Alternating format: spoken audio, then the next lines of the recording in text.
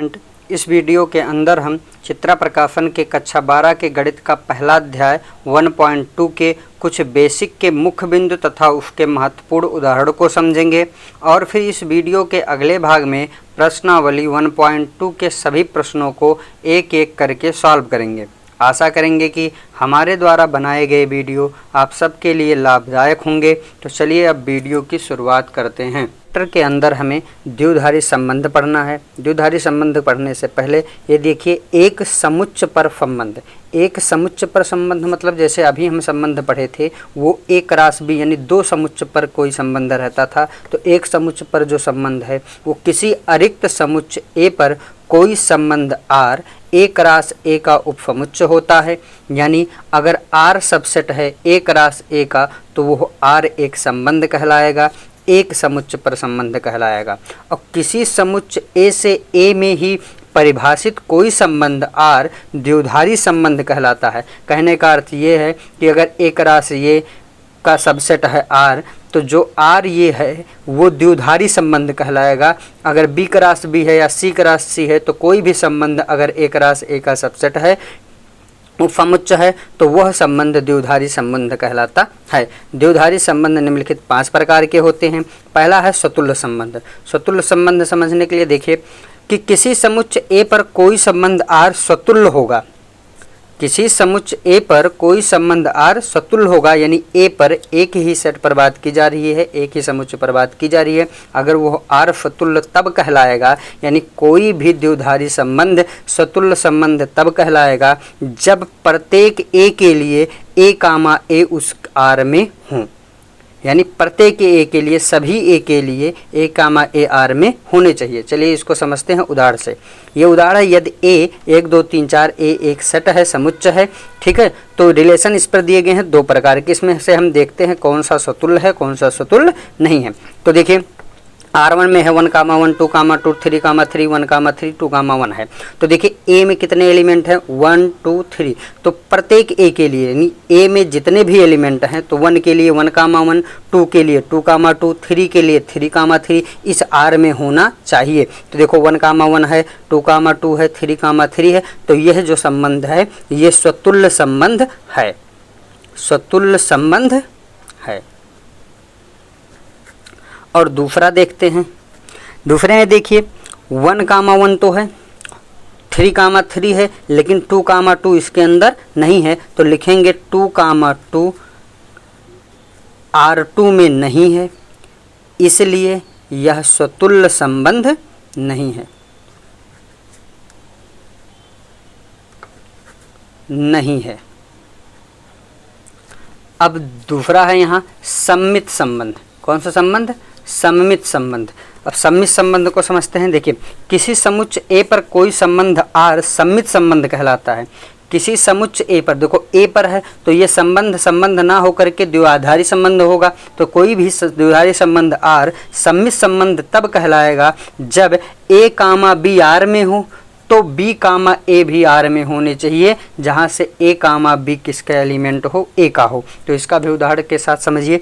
इसमें दिया गया है एक ए है जो सेट है 1 2 3 4, जिसमें एलिमेंट हैं 1 2 3 4, और इसके 2 रिलेशन यानी 2 संबंध परिभाषित किए गए हैं, एक R1 और एक R2।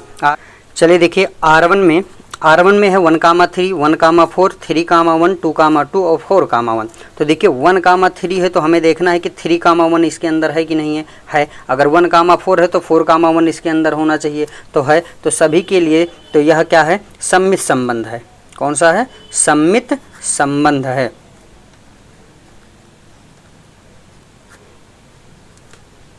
सममित संबंध है।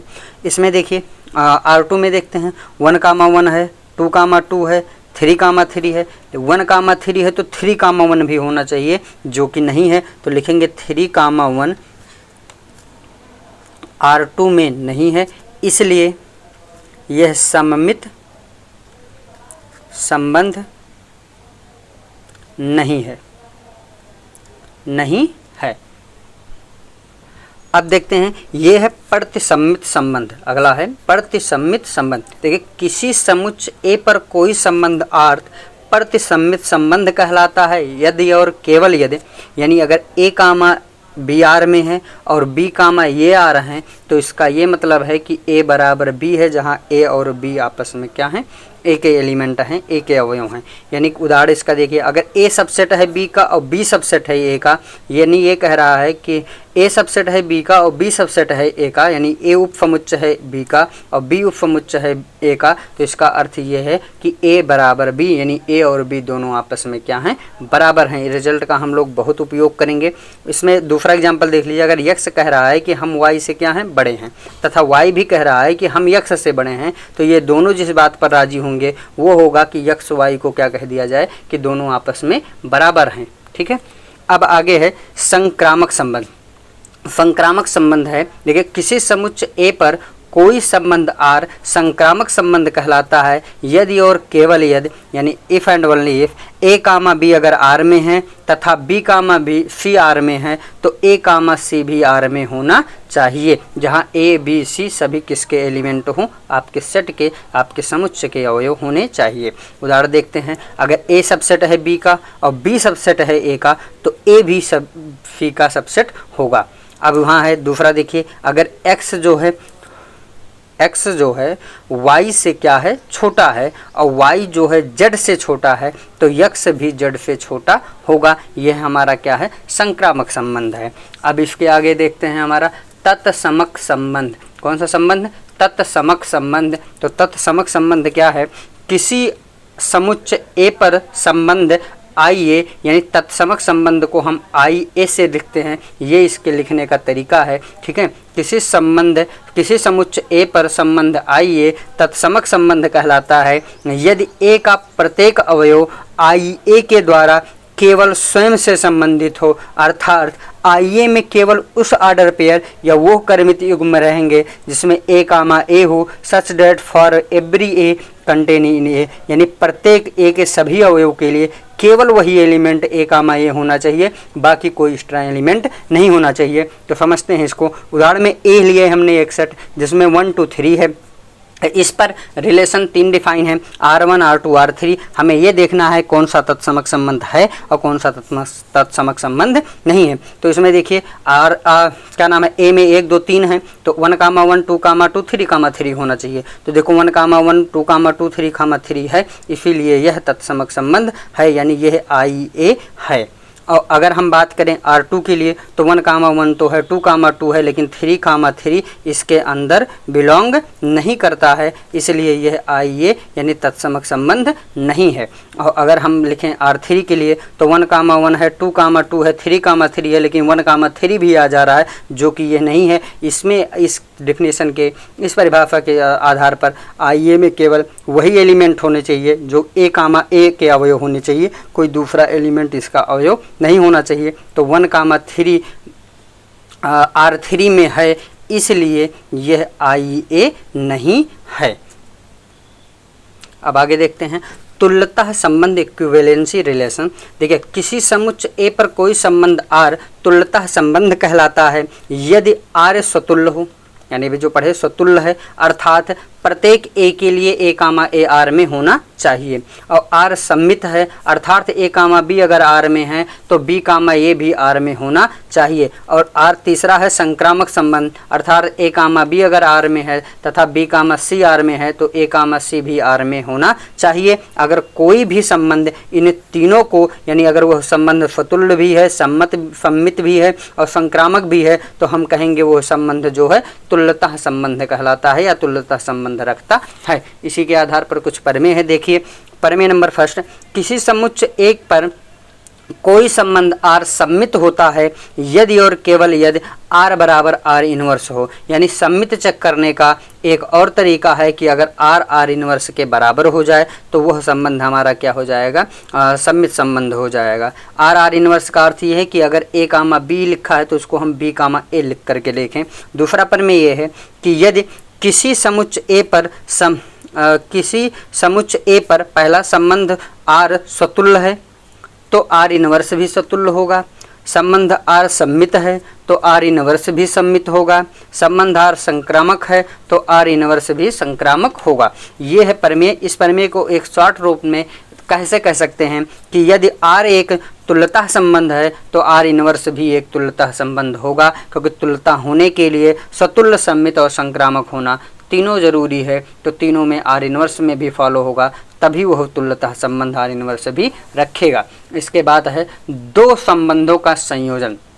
देखिए, दो संबंधों का संयोजन क्या है, इसको हम ग्राफ पे से पढ़ेंगे, देखेंगे, समझेंगे, लेकिन पहले इसका देखते हैं परिभाषा क्या है। यदि ए बी सी कोई तीन समुच्चय हैं, ए बी सी कोई तीन सेट हैं और आर जो है ए से बी में और यस जो है बी से सी में दो संबंध है। आर जो संबंध है वो ए से बी में है और यस जो संबंध है वो बी से सी में है, कोई संबंध है, तो आर योम यस का संयोजन एस ओ आर ए से सी में एक संबंध इस प्रकार होगा कि A S O R C लिखते हैं, यानी ए सी से संबंधित है और वो संबंध को हम क्या कहेंगे, एस ओ आर कहेंगे। जबकि बी में एक अवयव बी ऐसा विद्यमान है कि ए आर बी और B R C, B S C, यानी ए से बी में और ए से बी में और बी से सी में वो संबंधित हो। तो चलिए इसको हम थोड़ा ग्राफ से समझते हैं।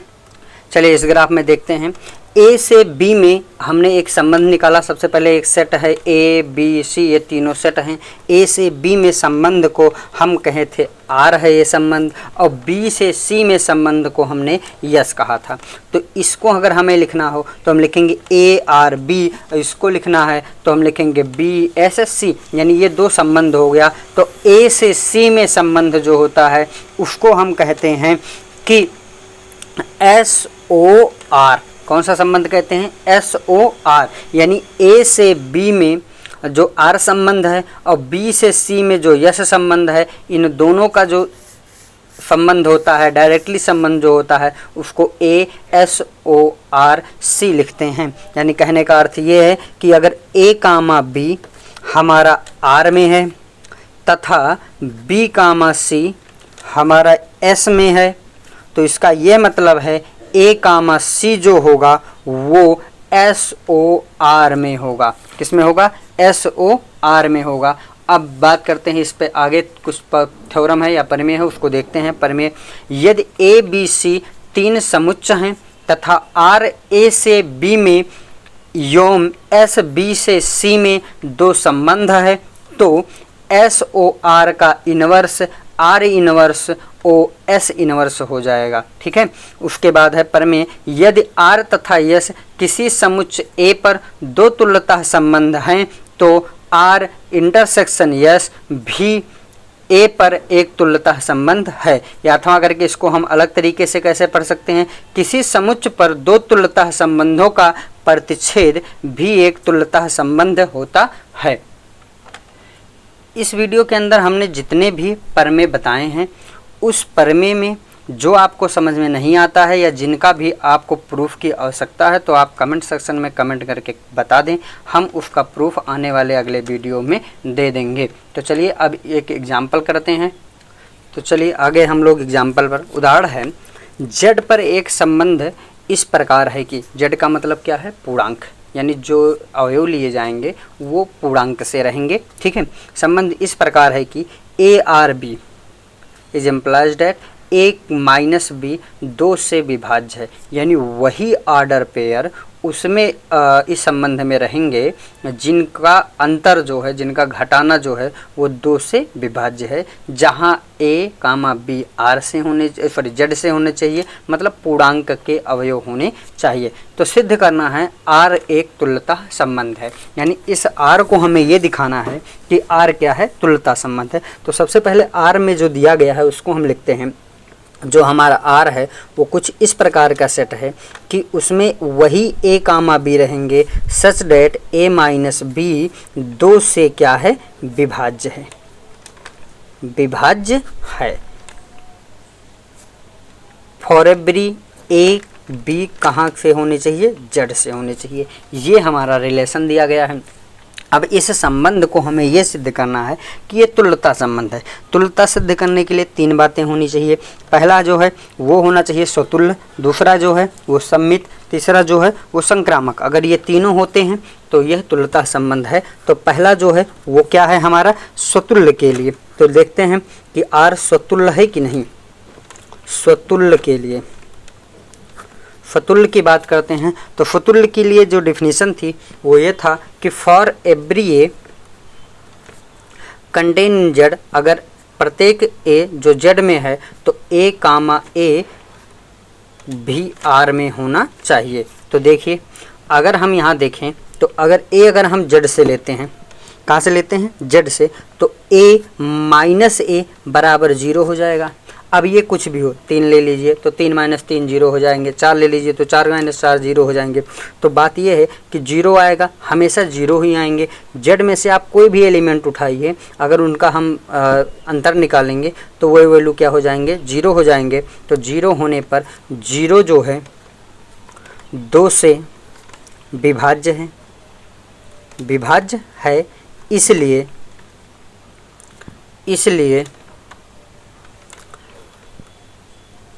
ए comma A contain in are, यानी यह स्वतुल्य संबंध है।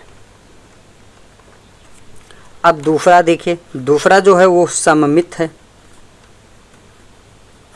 सममित के लिए हम बात करते हैं तो लिखे for every A comma B contain in Z, प्रत्येक ए कामा बी के लिए अगर ए कामा बी आर में है, ए कामा बी अगर आर में है तो इसका सीधा सा मतलब ये है कि ए माइनस बी जो है वो ए माइनस बी अगर हम करेंगे तो वो क्या हो जाएगा, 2 से विभाज्य है, विभाज्य है। और हमें ये दिखाना है कि अगर ए कामा बी अगर है तो बी कामा भी इसके अंदर, बी कामा ये अगर इसके अंदर आ गया तो यह सम्मित हो जाएगा। तो हम क्या काम करते हैं, अगर 2 से विभाज्य, जैसे मान लो अगर 4 2 से विभाज्य है तो -4 2 से विभाज्य होगा कि नहीं होगा, होगा।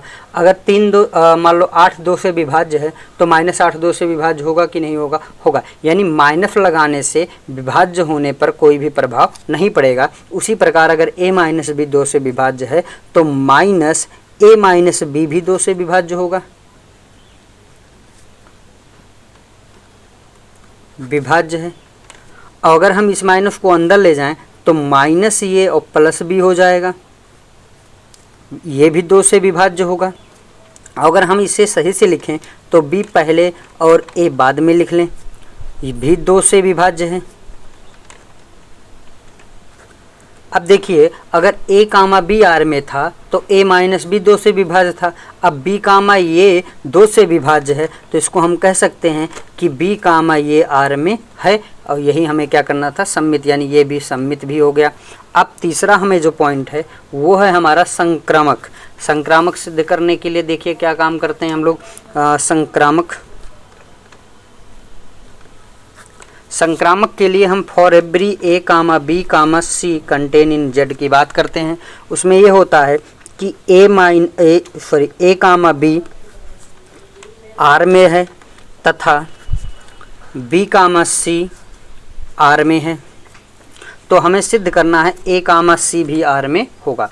ए कामा बी अगर आर में है तो इसका सीधा सा मतलब है ए माइनस बी जो है 2 से विभाज्य है, विभाज्य है। बी कामा सी आर में है तो इसका भी मतलब है कि बी माइनस सी 2 से क्या है, विभाज्य है, विभाज्य है। तो अगर ये भी 2 से विभाज्य है, ये भी 2 से विभाज्य हो तो दोनों का सम भी 2 से विभाज्य होगा। तो लिख लेते हैं a minus B plus B minus C भी 2 से विभाज्य है, विभाज्य है। इनको हम देखिए तो लिखेंगे minus B plus B minus C भी 2 से विभाज्य है। अब इसको देखें तो b भी कैंसिल हो जाएंगे तो a माइनस सी भी 2 से विभाज्य है।